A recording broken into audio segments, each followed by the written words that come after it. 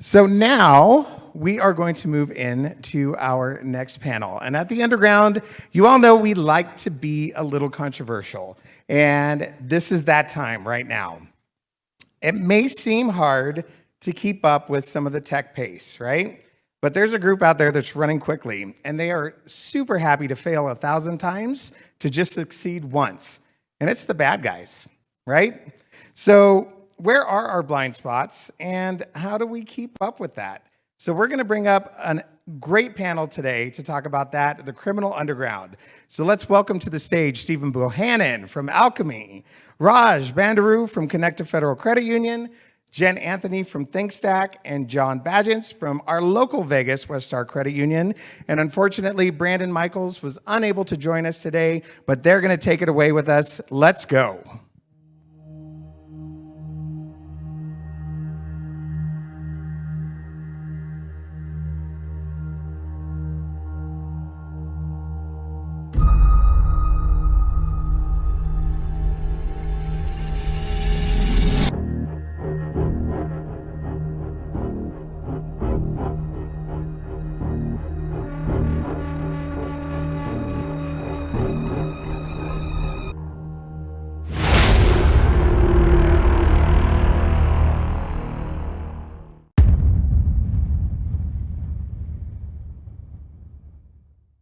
Reset the mood. Music can do that.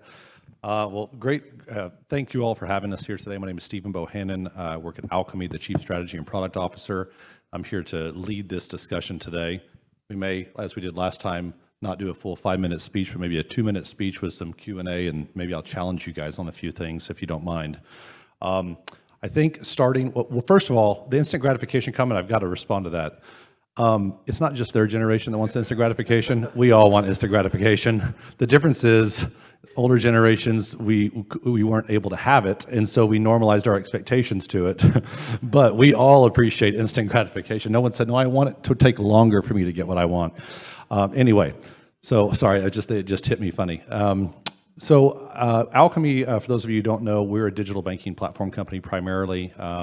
We have been doing this for about 14 years now, and I think digital banking is one that is a perfect example or analogy to the issue we're going to talk about today.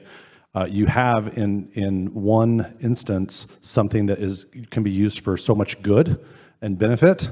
At the same time, if misused, can be used to bring so much harm to your credit union as well, right? So it's so great that people can self-serve and they can get on and they can update all their own contact information and they can set up their own accounts and bill payments and P2P payments, and we don't even have to call us. They can just do all this, except when then someone gets their account taken over, and all those features are now available to the bad guy, right? So this is a perfect example of how technology meant for good is then also then turned and used for bad as well, right? And then what we're seeing now coming up next with obviously ChatGPT is what people know about just because that's the name, and that's fine. You can kind of latch onto that. But all of the machine learning and AI technology that's going to be used in many cases for good, but then also obviously for bad. How many of you know what the top trending Instagram models are now on Instagram? They're AIs. They're literally AIs. And trust me, if you go look, they don't look like AIs. Do you understand, like the most popular woman on the internet right now is an AI that sells her time for $1 a minute for companionship for men because it's so real, okay? You don't think that technology is going to be used to try to outwit you and your members out of your finances? It will be. So I want one quick question before. How many of you know what deep fake technology is? You know what it is. How many of you don't know what it is, really? You've heard it? Okay, that's fine. Look it up. You're going to want to know it. In fact, you're probably going to want to create training sessions in your credit unions for your branch staff and your call center staff on what it is and how it can be used. So anyway, I'm going to make that real scary, Zach, because you right along with the music there. Beware. And then what I'm going to do is I'm going to turn it off to Raj here. We're going to go down the line, and then maybe throughout, I may at times interrupt you or challenge you on something, or just say amen, brother, or something. But yeah, Raj, so obviously whether you want to respond to what I just said or you've got some of your own stuff, like what are your thoughts about kind of the criminal underground enterprise and how they're leveraging technology to turn something meant for good into something for bad? Sure. Thanks, Steve. Well, good morning, everyone. Thank you for having me here today. So this topic is near and dear to me, right? So it's a daily conversation in my household. My wife, runs enterprise fraud at one of the biggest banks in the country. And me, with my technology and cybersecurity background, makes it for interesting conversations at home, right? Sometimes we kid around that we could make more money being fraudsters than, doing our day jobs.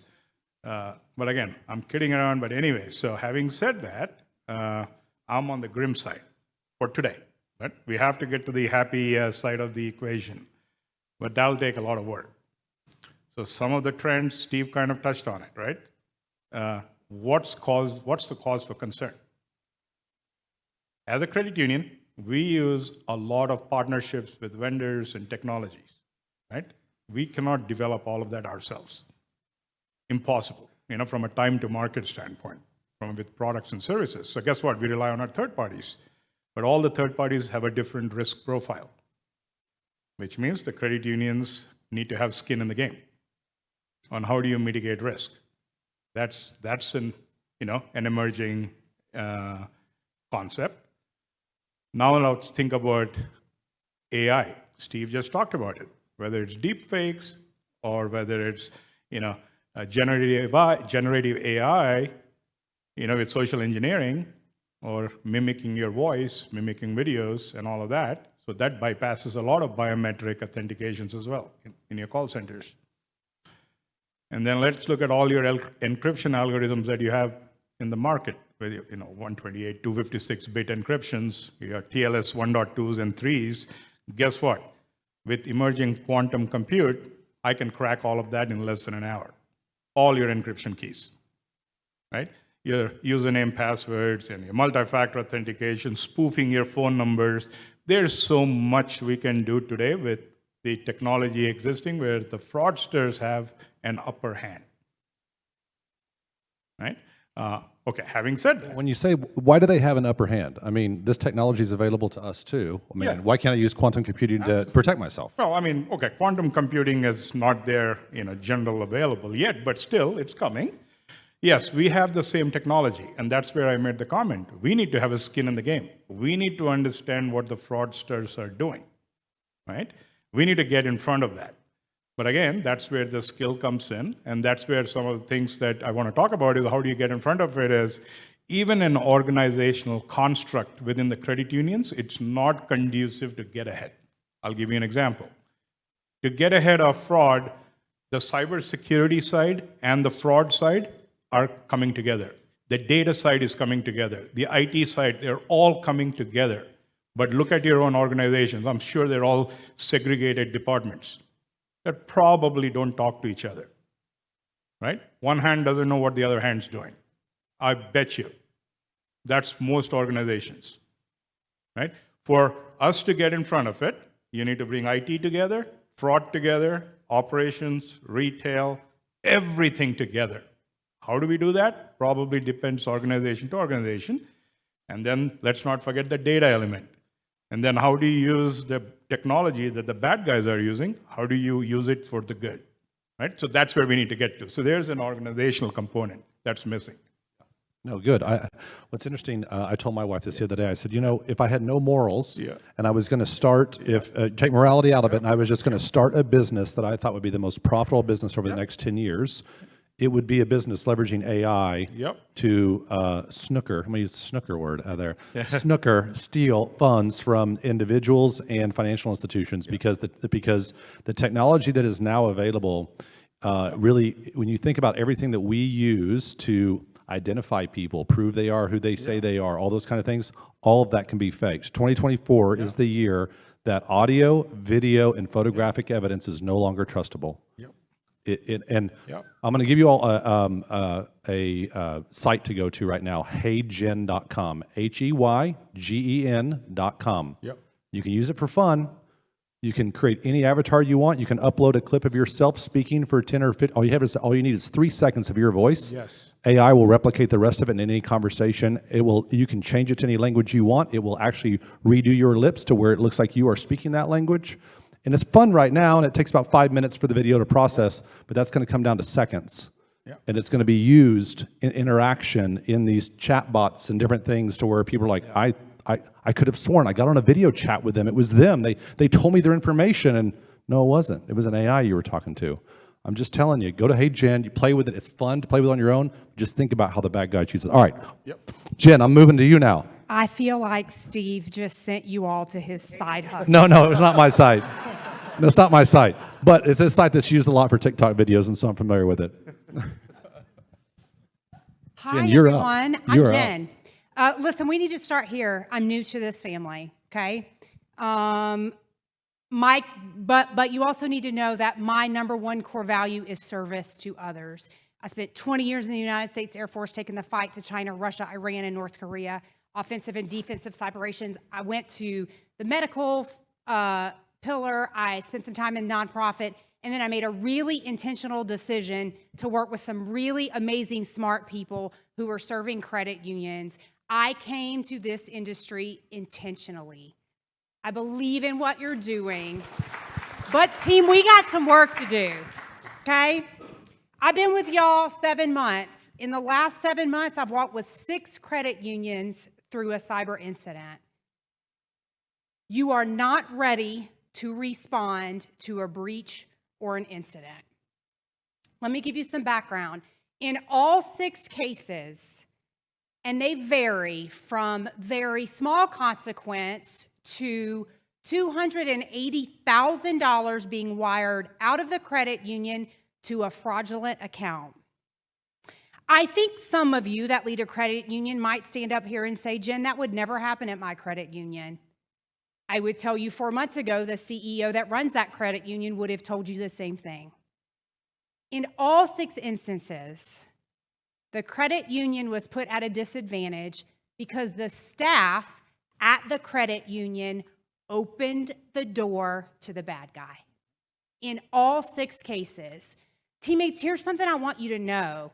Behind software as a service and webmail users, you are the 2nd highest targeted industry for phishing attempts. Number 2, the bad guys are looking to get in your gate. And so, I know you want to go fast, and I got 4 more pages. No, but I'm going to be here for 2 days. I'm going to be here with you all for 2 days. What I would say to you, credit union leaders, we have things to solve in both the technology piece and the people piece. I would submit to you that those are not independent. They are absolutely intertwined. Compliance is not security of your credit union. And it is going to take every single team member on your staff to get ahead of this. Yeah, Jen, I want to just say something in support of what you said. So there's a lot of attention and noise that gets around credential stuffing. People talk about credential stuffing, right?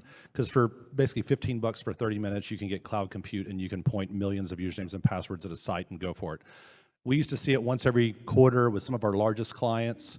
This is years ago. Now today, we are hit 24/7 all the time. Obviously adjusting the bots, all these different things. But what we really found over all those is it doesn't really work.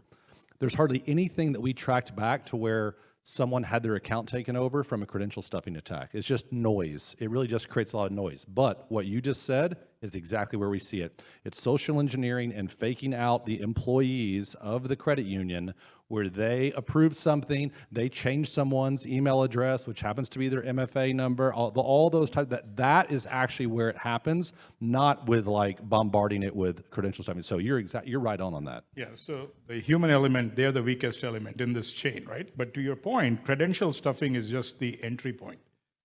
If a credential stuffing is successful, then they have to get to social engineering to get the rest of it. Right. Right? So they all go hand in hand, kind of. Keep it going, Jen. What else? What did you have? What's on page 2?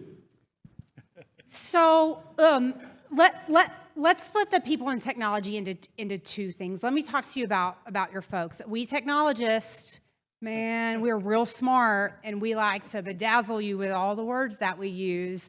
All our smart words, right? In your credit unions, I think you're struggling hiring staff that can help you. And I think that the root of that struggle is deep. And so I don't have an easy fix for you. But what I would submit to you is this. I'll give you a case study. I was meeting with a CEO of a fairly large credit union 2 weeks ago. And he said to me 3 times, very directly, I hate CIOs. Well, and I felt defensive immediately. I'm a former CIO. Like, how do I talk to this guy, right? What I learned in conversation through him, and this is what I see, this is my observation after joining this family, you know, a new member to the family, is that there is a very clear divide between credit union leadership and the technologists that are in your credit union or working with your credit union. I'm going to tell my technology folks in here, like, we own some of this. We don't get to ones and zeros and say, no, you can't do that. No, you can't do that. We have, as technology leaders, a really incumbent role in learning the business. And I need to be able to articulate to the leaders of my credit union why or why not we should go there. And I should be able to do that in a way that aligns with their business objectives, not just because China. Yeah, that's right. And that's good. And it's kind of what Roger's talking about, is like bringing all that together. You can't have people that are generalist having their practice without understanding, you know, what the business of the financial institution is. So I'm going to move to John in a second. First of all, thank you for your service, by the way. My youngest daughter actually just recently joined the Air Force, and she's actually in the cybersecurity group. And so I told her, I said, what's the hardest part? She goes, Dad, the hardest part is when some major or colonel plugs some unauthorized USB device into his computer, then I have to call him and tell him he doesn't have access until he completes the remedial cybersecurity training. And he's trying to give me orders. I'm saying, sorry, sir, those are the rules. And so I love her. I love her already. That's awesome. Yeah. All right. John, good to see you. What you can riff off of this or go straight from whole cloth? We're going to do a little of both. Jen had some really great points, primarily between the leadership and the staff that's more knowledgeable. Steve Jobs had the quote, don't hire smart people and tell them what to do. Hire smart people and let them tell you what to do.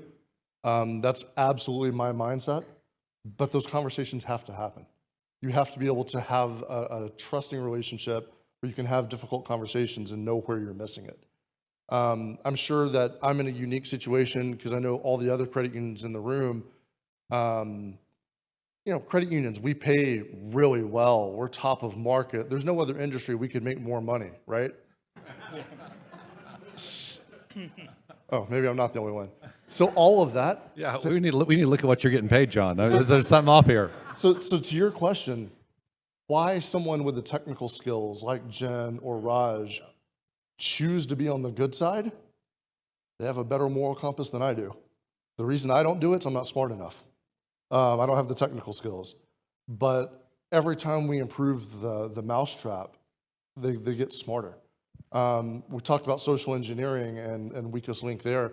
So I'm at WestStar Credit Union. Our primary seg group is the gaming industry in Nevada. I'm not going to say any names, but people may have heard about a gaming institution that had a relatively decent sized cyber event a month ago. 2 of them. And the primary reason for the major advertised one, social engineering. Yep. Found a name on LinkedIn, Yep. made a phone call, and had full access in 5 minutes. One of the keys on that, though, was that, and I don't know if more's come out since then, but one of the keys was this particular group were native English speakers. Right. And so when you're calling the IT help desk, need them to reset your password, but you sound like, hey man, you know, do me a favor, you know, whatever, and you're not coming with some broken English, you know, obviously Right. not foreign speaker. And that's where I thought, you know, with the AI stuff, they will be able to replicate native English speakers very easily. It's one of the things that's held them back in the past. Sorry, keep going. No, great point. Well, and one thing that you mentioned with the AI before, I'm sitting here making mental notes. I think we're about to go a whole different direction with our business development team. If we can pay $1 and get, you know, one of these TikTok models to, yeah, anyway, business development minds out there. But no, but it's, you know, the weakest point, right? We're only as strong as our weakest link. And as an industry, we are not known for being tech first or tech driven or tech savvy.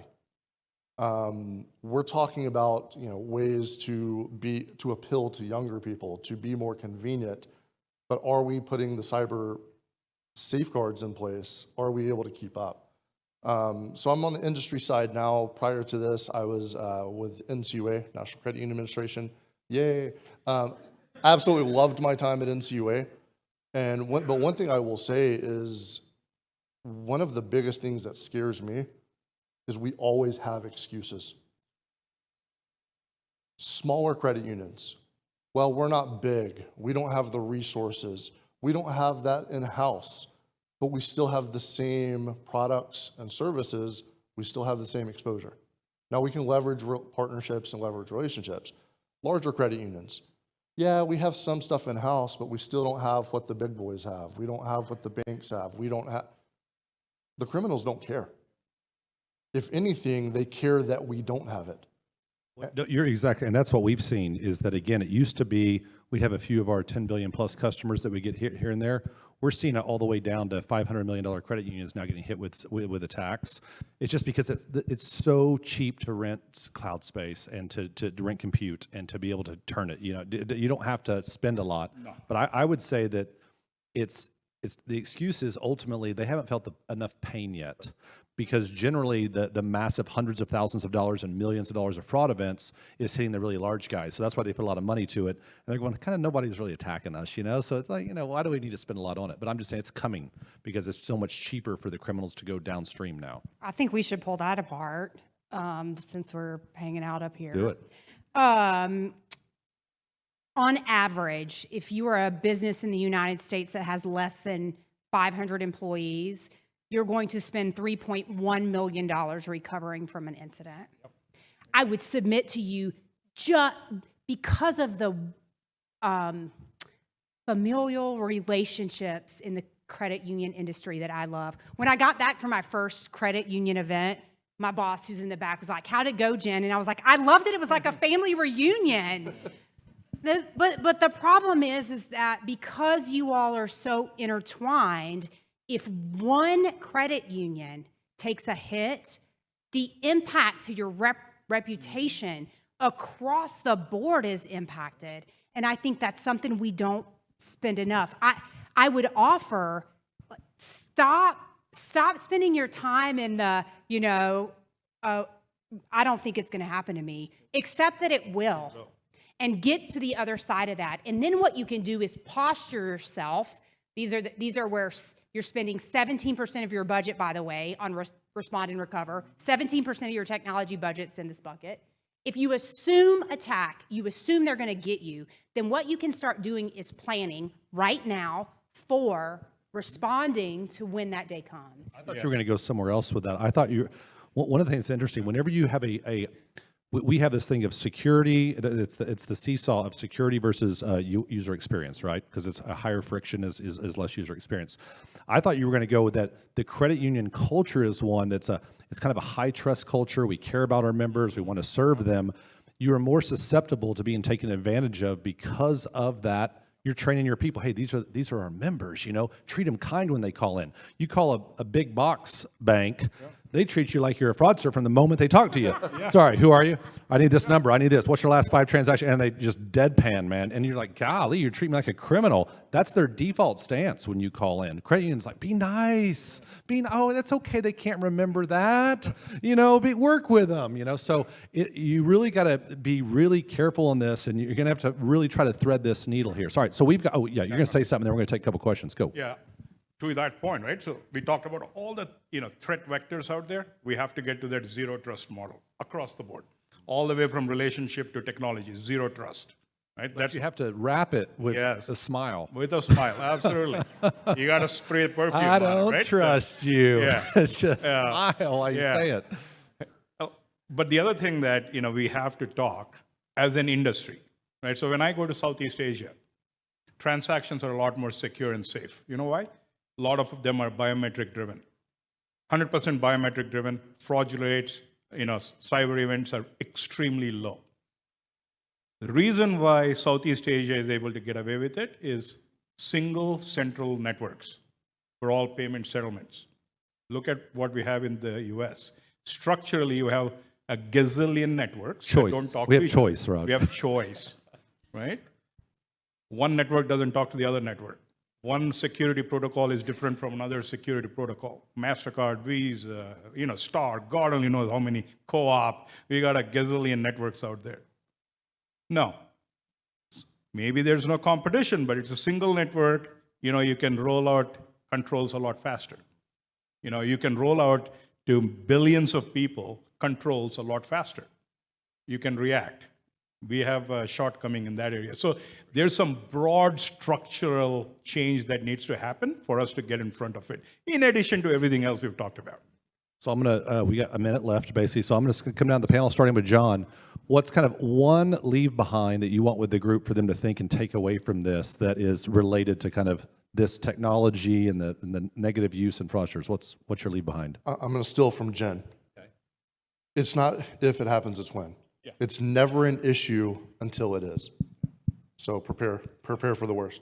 If they think that it's not happened, it will happen. He said prepare for the worst. I think he's voting with the black band later. All right, Jen, what do you think? What's your one? Here, I'm going to give you one interview question to ask the technologist you're hiring in your credit union. Here's the question.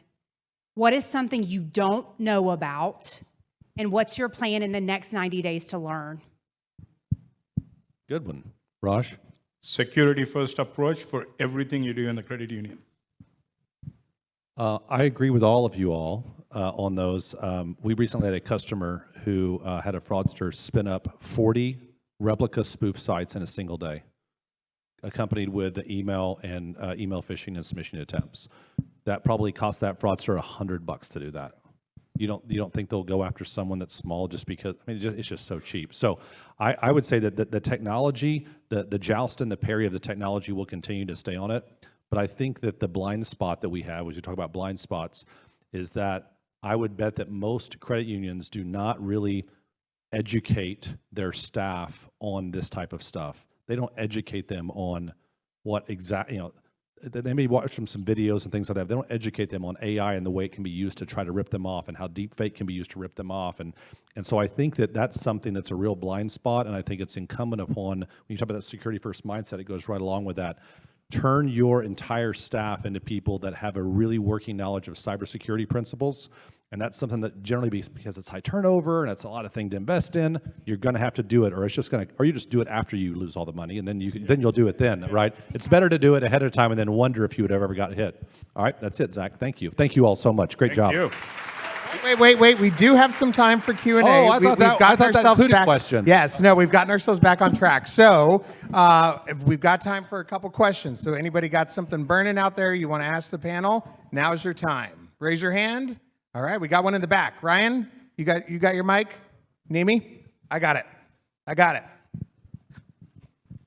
here. Raj, you were talking about centralization of systems in Asia, but by definition, there's tons of credit unions. So you're kind of arguing for the centralization and kind of merging of all these credit unions. It's kind of antithetical from a structural point. So how do you kind of reconcile both of those points? Oh, absolutely. Okay, you're right on, right? So, hey, we pride ourselves to be a capitalistic nation. Competition is everything, right? So you need choice. That's what we thrive on, right? So we have choice across the technology stack, and hence the reason why there is so much pervasive technology. Every credit union you go to, your technology stack is totally different, right? So, and that's where I made the comment, the risk profile for each of these technologies is going to be different. So that's where the credit unions need to have skin in the game to figure out, okay, how do I mitigate risk across my entire technology stack? And the people, let's not forget the people who are the weakest link as well. But what I was talking about are some broader regulated frameworks, right? The networks, the central bank networks. If every institution, I'm not saying the number of institutions needs to go down. No, we still need to have that competition. We still need to have the varying technologies. What I'm saying is some basic foundational elements, like we have highways and roads, right?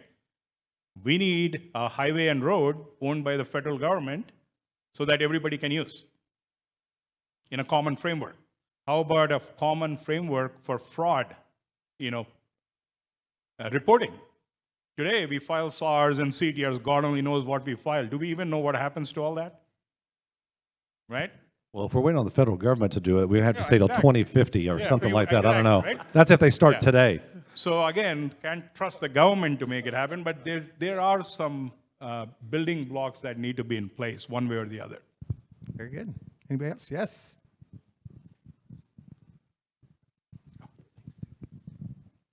Thank you. We test for cybersecurity incidents all the time. And so the board, I'm on the board, chair or vice chair, who cares what I am. Should we be happy when we learn that there's just one incident during the testing? Or are we shooting for zero and keeping it at zero? Or is that the impossible dream? I would, if I understand your question right, I think what you're asking is, when you run this tabletop exercise, you're picking out one scenario. I think that's what you're required to do based on compliance in CUA, right? That's what we have to do. Here's what I would offer to you. Take the most junior member in your credit union and have him or her run that exercise for you. Let him or her make up the scenario. I would love for you all to do tabletop exercises and disaster recovery exercises more than annually. But I also recognize that you got to run your business, and that's not something that you can do all the time. Have your most junior member do it. And were you at, and maybe there's a little bit, I don't know if there, I'm assuming there was maybe a little bit of confusion or misunderstanding. It sounded like you were saying you run a test like an audit, and then you're saying if if you only found one incident that happened, is that okay? Is that what you were referring to, or are you talking about the annual compliance exercises? I'm sorry, I just didn't know if there were. So I have a Well, very simply, we on the board we get results of the testing, and let's say we're really happy when there's only one failure, and I'm wondering, based upon what you're saying, is we should really be sad about that because you just need one to spend $3 million. And so my question really is, can you ever get to zero failures in a credit union? Or is that the impossible dream? Sir, I would say to you that's not the goal. And if you're the board member, here's maybe a question you can ask. If we suffer an incident today and we are shutting down operations for 23 days, that's the average, how are we going to serve our members? That's the question to ask. How are we operationally and cyber resilient so that if that one vulnerability is taken advantage of and we can't use our standard systems in place to serve members, then what do we do? And what's that plan? And my good sir, I would submit if you have that plan, game on, bad guy. Yep. Let's go. Yeah, so you'll never get away. The short answer is you'll never get away from vulnerabilities. You'll have something because your tech stack is constantly changing and evolving, right? And the behaviors are changing, everything's changing. So yeah, your cyber incident response plan becomes extremely critical. Despite all of the layers of security you have, you still need to assume you will get breached, something's gonna happen. How do you protect your member data? How do you, continue your business operations as fast as possible or recover from it as fast as possible? All right. You ready, Zach? Is that enough? Ready. You've had enough We're of good. us? Yes. Ah. I think everybody's scared now. So thank our panel, please.